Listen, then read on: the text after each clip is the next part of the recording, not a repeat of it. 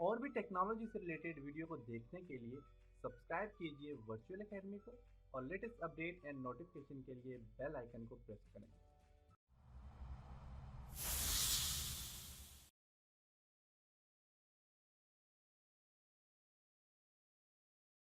अस्सलाम वालेकुम dear students. आज के इस लेसन में हम फाइल मेन्यू के ऊपर डिस्कस करेंगे। इससे पहले हमने रिजल्ट शीट्स बनाई थी कंप्लीट, और आज के लेसन में हम फाइल मेन्यू के ऊपर काम करेंगे। इसके लिए मैं एक्सेल को ओपन करता हूँ। EXCL आप टाइप करेंगे तो आपके पास एक्सेल आ जाएगा।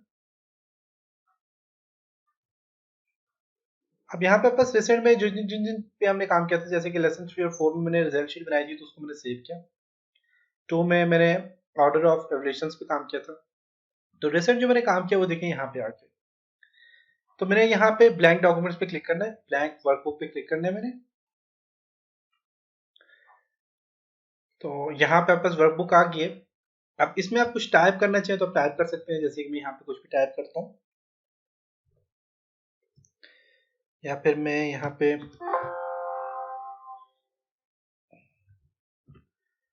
जो मैंने टाइप किया हुआ मैं उसी को यहाँ पे ले आता हूँ।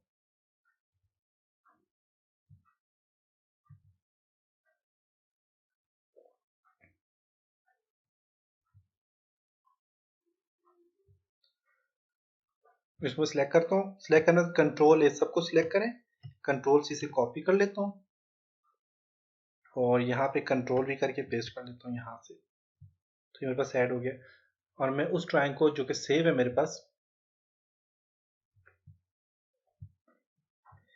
यहाँ पे एक जो ड्राइंग है जिसके ऊपर टाइटल दिया होगा, जैसे कि लेसन नंबर 3 4 ये सेव है, उसमें यहाँ से क्लोज कर देता हूँ। ओके, अब मेरे पास एक ही शीट आ गई ये जो कि सेव नहीं है। अब देखिए, तो आपने जब इस पे काम करें, काम करने के बाद आपको सेव करना पड़ता है अपने डॉक्यूमेंट्स को। तो सेव करने का क्या तरीका कार है?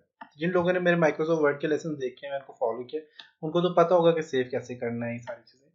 तो जिन्होंने नहीं देखे मैं उनको रिकमेंड करता हूँ कि वो जरूर जो है तो माइक्रोसॉफ्ट वर्ड देखें इससे पहले, और साथ साथ आप बेशक माइक्रोसॉफ्ट वर्ड को भी देखें और एक्सेल को भी देखें, क्योंकि माइक्रोसॉफ्ट वर्ड में मैंने काफी सारी चीजें ऐसी बताई हैं जो माइक्रोसॉफ्ट एक्सेल में नहीं है, और एक्सेल में काफी सारी चीजें ऐसी मैं स्किप करूंगा, छोड़ूंगा, जो कि माइक्रोसॉफ्ट वर्ड में है। तो इसलिए साथ साथ आप माइक्रोसॉफ्ट वर्ड को भी देखें और साथ साथ एक्सेल को भी देखें, दोनों की वीडियो को फॉलो करें। जो चीजें मैंने माइक्रोसॉफ्ट वर्ड में कराई हुई उनको मैं यहाँ पे एक्सेल में स्किप कर दूंगा। तो इसलिए आप माइक्रोसॉफ्ट वर्ड को जरूर उस पर काम करें। तो मैंने यहाँ पे इसको पेस्ट किया। पेस्ट करने के बाद यहाँ पे फाइल मेन्यू है। फाइल मेन्यू में आपका सबसे पहले इन्फो। इन्फो में क्या है? इन्फो में सबसे पहले आपका प्रोटेक्ट वर्कबुक। आप अपने वर्कबुक को प्रोटेक्ट करना चाहते हैं तो प्रोटेक्ट कर सकते हैं। प्रोटेक्ट के लिए आपको कह रहा है कि मार्क एज फाइनल। तो ये सारे काम जो है आप जब अपने डॉक्यूमेंट को सेव कर, देखिए जब मैं क्लिक करता हूँ तो कह रहा है कि आप इसको सेव करें। जब आप सेव करते हैं डॉक्यूमेंट्स को, उसके बाद आप इस पे काम कर सकते हैं। इसी तरह आपके पास यहाँ पे इंस्पेक्ट वर्कबुक है, इसमें ऑथर नेम और पाथ वगैरह आपने ऐड करने तो आप यहाँ से ऐड कर सकते हैं। तो ये इतनी इंपॉर्टेंट चीजें नहीं है। इसी तरह मैनेज वर्कबुक है। अगर आप पास एक से ज्यादा बुक्स है तो आप उनको मैनेज कर सकते हैं, डिलीट कर सकते हैं जो भी आपने सेव नहीं की हुई। या बास टाइम ऐसा होता है कि अब ये रिकवर करने के लिए होते हैं कि आप कंप्यूटर पे काम करते हैं, या फिर आप फॉर एग्जांपल आप अपने कंप्यूटर पे काम करें, लाइट चली जाती है, आपका कंप्यूटर ऑफ हो जाता है। जब कंप्यूटर ऑफ हो जाता है तो आपका वो जो अपने वर्ड में, एक्सेल में, पावरपॉइंट कहीं पे भी आपने जो काम किया होगा, तो वो क्या हो जाता है, वो वहां से खत्म हो जाता है। और जब आप फर्स्ट टाइम दोबारा से अपना वर्ड का डॉक्यूमेंट्स ओपन करते हैं, या फिर आप एक्सेल का कोई भी डॉक्यूमेंट्स ओपन करते हैं, ओपन करने के बाद आपको वहीं पे ऑप्शन देते हैं, साइड पे टास्क पेन आ जाता है इस तरह, उस पर ऑप्शन देता है कि आपने जो डॉक्यूमेंट्स पहले बनाया था उसको रिकवर करना है कि नहीं। तो अगर आप रिकवर करना चाहें तो जस्ट क्लिक करेंगे रिकवर पे, तो आपकी पुरानी जितनी फाइल है वो रिकवर हो जाएंगी। जो कि ये माइक्रोसॉफ्ट ऑफिस 2016 मीन 2013 से लेटेस्ट जो वर्जन है इनमें ये यूज हुआ है। आई थिंक 2010 में भी है ये ऑप्शन। इससे पहले जो 2007 या इन चीजों में क्या होता था कि लाइट चली गई तो आपके डॉक्यूमेंट सारे के सारे दोबारा रिकवर नहीं हो सकते। तो ये इन चीजों में ये चीज आ गई। अब इसमें क्या है कि आपके पास देखें, अब यहाँ पे कह रहा है मैनेज वर्कबुक में क्या है कि आप इस पर क्लिक करेंगे। अब अगर आपके पास सेव जो डॉक्यूमेंट्स आपने सेव नहीं किए, उनको क्लोज कर दिया, आप उनको रिकवर कर सकते हैं। आप रिकवर अनसेव्ड वर्कबुक क्लिक करेंगे तो देखें आपके पास बुक 1 है, ये वाली जो बुक है जिस पे मैं अभी काम करूँ, ये सेव नहीं है। इसको सेव करना चाहिए तो आप यहाँ से सेव कर सकते हैं। इसी तरह इन्फो में और भी है, डिलीट करना चाहते हैं, जो सेव नहीं है उनको डिलीट करना चाहते हैं, आप यहाँ से डिलीट कर सकते हैं।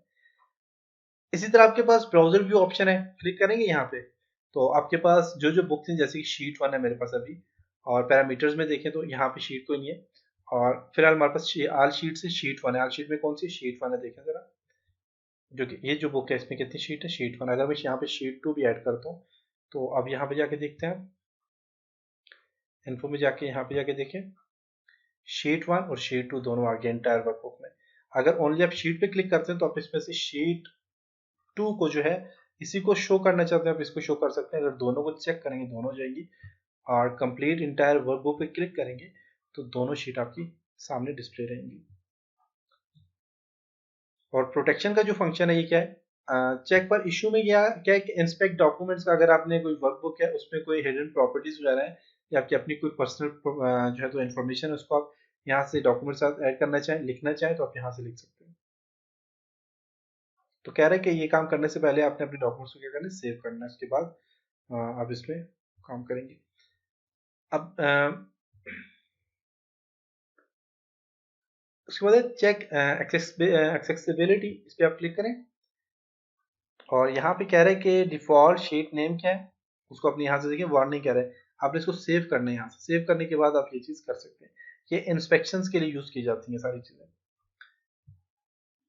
फिर आपके पास यहाँ पे इन्फो में जो है तो उसके बाद चेक कंपैटिबिलिटी, इसमें कुछ फीचर्स वगैरह हैं जो कि अर्ली वर्जन के, ऐसा होता है कि जो माइक्रोसॉफ्ट 2003 या फिर माइक्रोसॉफ्ट 2006 की जो फाइल्स होती हैं वो बाद टाइम माइक्रोसॉफ्ट 2010 या माइक्रोसॉफ्ट 2016 या माइक्रोसॉफ्ट ऑफिस जो है तो जिसमें माइक्रोसॉफ्ट एक्सेल जो है वो 2016 ये उसको सपोर्ट नहीं करते, उसको ओपन नहीं करते। तो आप यहाँ से इस पे क्लिक करके आप यहाँ से कोई फीचर है आप उनको ऐड कर सकते हैं।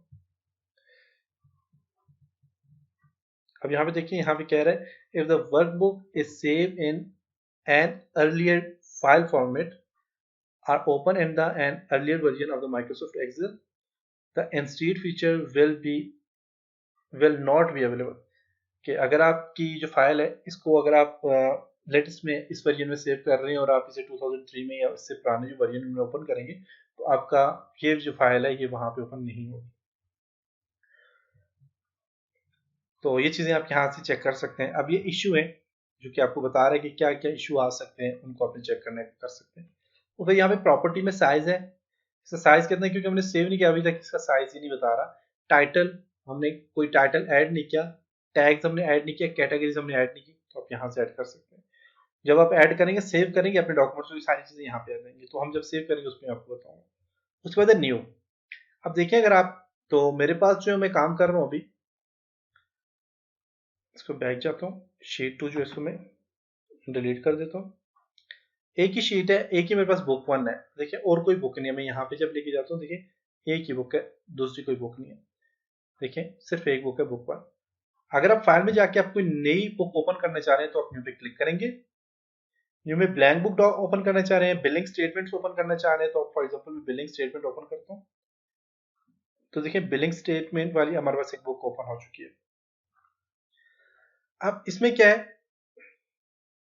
कि यहाँ पे देखें तो बस 2 बुक्स ओपन हो चुकी है, बिलिंग स्टेटमेंट्स की बुक भी ओपन हो चुकी है। आप एक टाइम में काफी सारी बुक्स ओपन करना चाहें तो आप यहाँ से ओपन कर सकते हैं।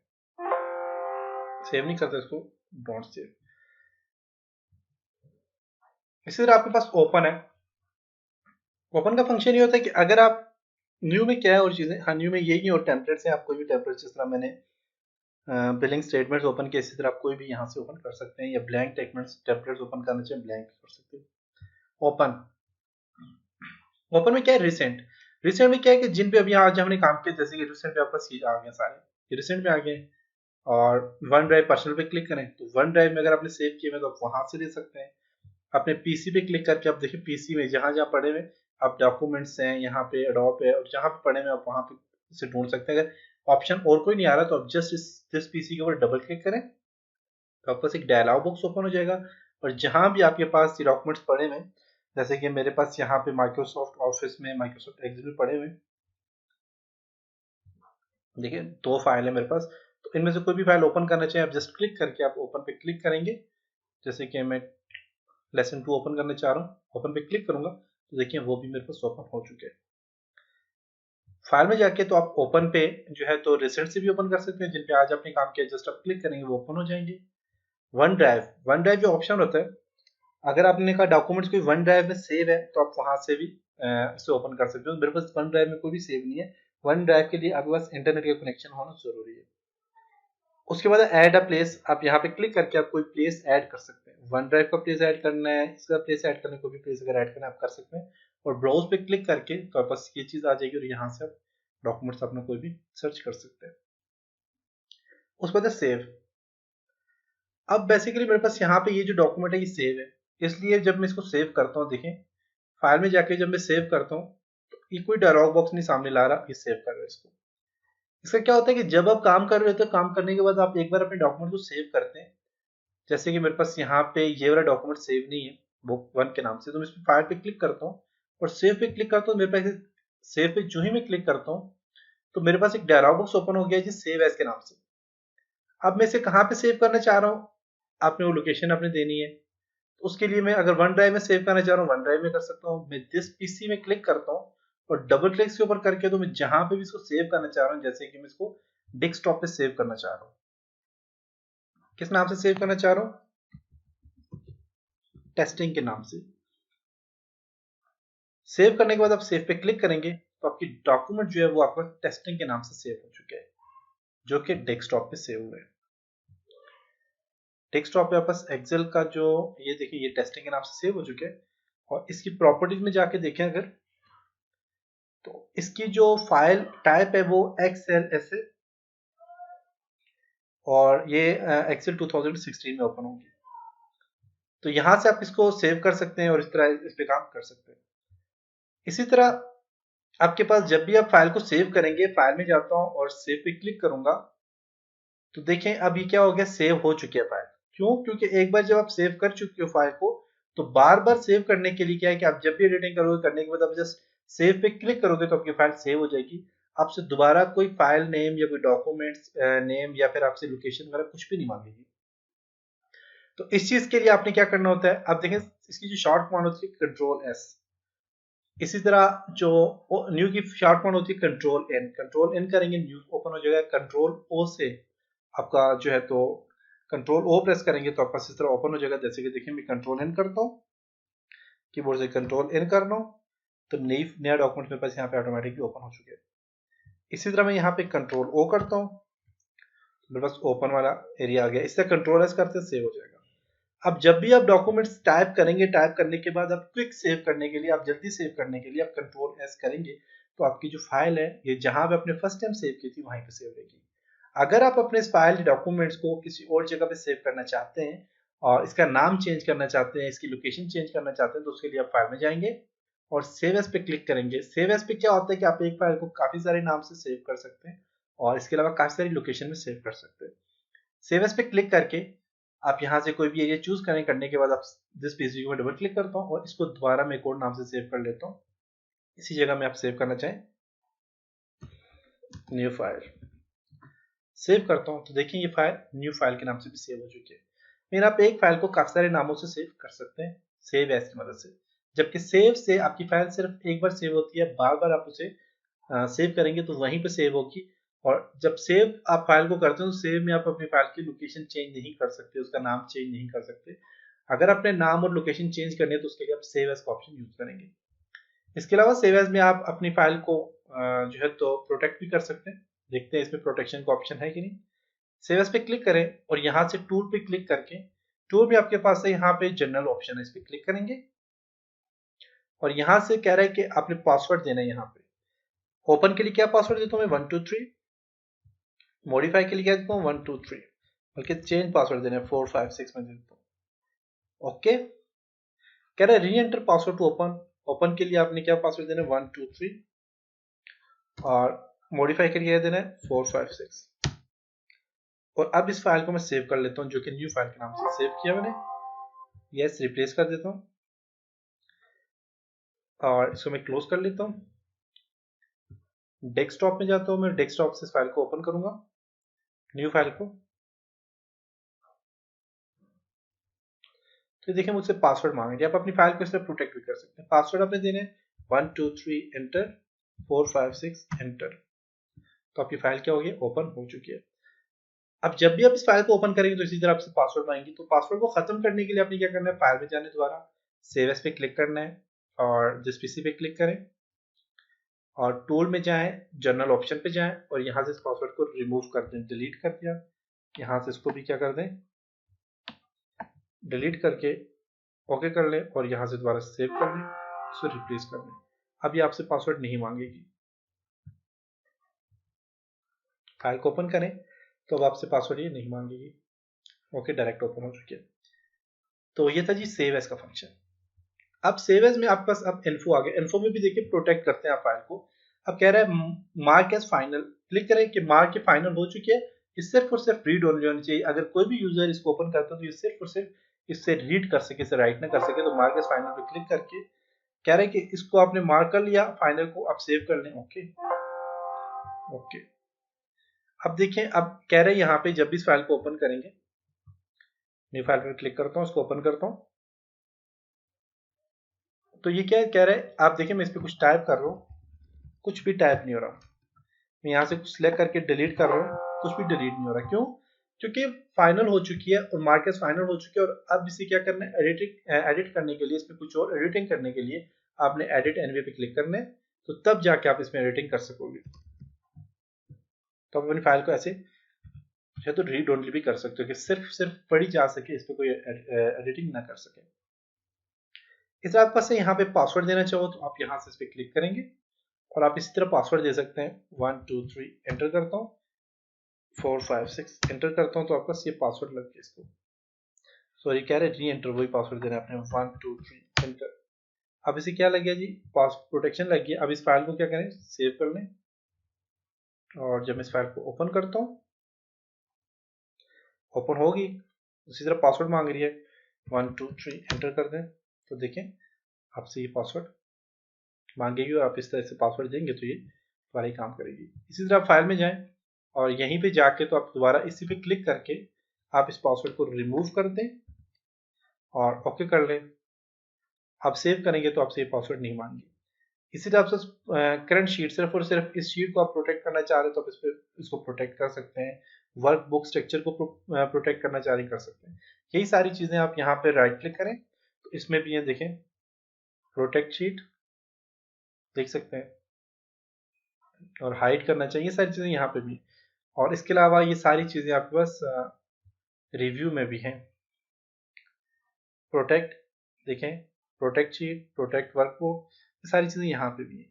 तो ये सारी चीजें अब हम रिव्यू में भी देखेंगे, जो चीजें जिनके ऊपर हमने डिस्कस नहीं किया। तो ये था जी आज का लेसन। उम्मीद है आपको यहाँ तक समझ आया होगा। तो इंशाल्लाह अब देखें, जैसे मैंने सेव किया इस फाइल को, तो देखें इसकी प्रॉपर्टी में साइज भी आ गया है। टाइटल अभी हमने नहीं दिया, आप टाइटल यहाँ से ऐड कर सकते हैं, टैग दे सकते हैं, कैटेगरी कौन सी है, तो आप यहाँ से टैग वाली साइज से ऐड कर सकते हैं। और इसके अलावा यहाँ पे रिलेटेड डेट्स वगैरह क्या क्या हैं, कौन कौन से पीपल हैं जिन्होंने इस पे काम किया है, ऑथर कौन है, लास्ट मॉडिफाई किसने किया है, ये सारी चीज़ें यहाँ पे दी हुई है। तो ये था जी आज का लेसन। उम्मीद है आपको यहाँ तक समझ आया होगा। इंशाल्लाह अब नेक्स्ट लेसन में मिलते हैं, तब तक अपना बहुत सारा ख्याल रखिएगा, अपनी दुआओं में याद रखिएगा। खुदा हाफिज़।